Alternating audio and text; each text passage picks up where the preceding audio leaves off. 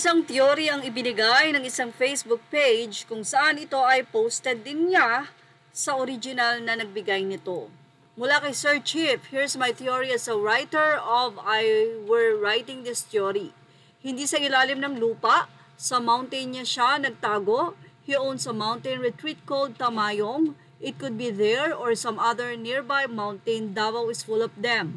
Bakit nangitim si Pastor Kiboloy? If for 2 weeks you are hidden in a bunker, you will be pale with dark circles under your eyes. You will look emaciated eating bad food. He looks like he was under the sun. He looks stronger, like a farmer. He looks toughened and not frail. Also, his skin looks aged by sun. That's the skin of someone who aged suddenly due to sun exposure. Hindi siya nag-sunscreen. He also looks tougher, like he ate fresh food not canned. As I said, teoriko lang to, huwag kayong magwala. To save his kingdom, which is slowly being damaged, and his flock, who have become stressed, he surrendered. He sent feelers not to the PNP but to the AFP.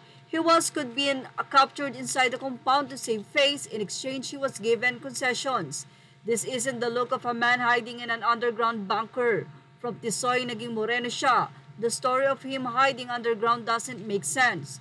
Novel ko lang to, huwag kayong mainggit at di naman script ko ang masusunod kundi script ni Abalos. Say pa ng isang netizen, one of the concessions. In short, di nahuli, nag-surrender tapos may negotiations. Kasama sa negotiations na di gawing piyesta ang kanyang arrest. Nag-surrender, di nahuli, kung nahuli yan, binaboy na yan. Huwag nyo kaming uuwatin. Siyempre may mga anti-Kiboloy. Say ng isang netizen, wala kang mauuto, madilim lang yung isang litrato tapos piniler mo yung isa sa kaliwa, huwag ka. Say naman ng isang netizen, KLC, dapat mag-aral ka ng photography bago ka gagawa ng theory mo na galing bundok kaya umitim.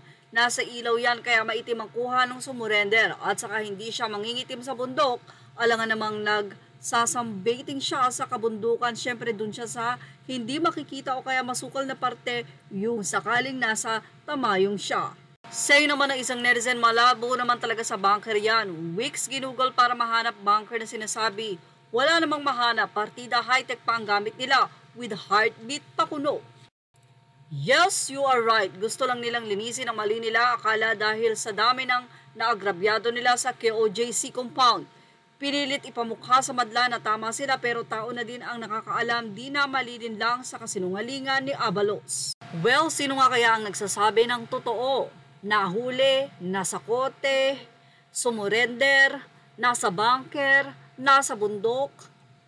Sino nga kaya sa kanila ang dapat paniwalaan ng taong bayan? At yan ang ating Showbiz Now update. Images are all credit to the rightful owners. Thank you for watching Showbiz Now.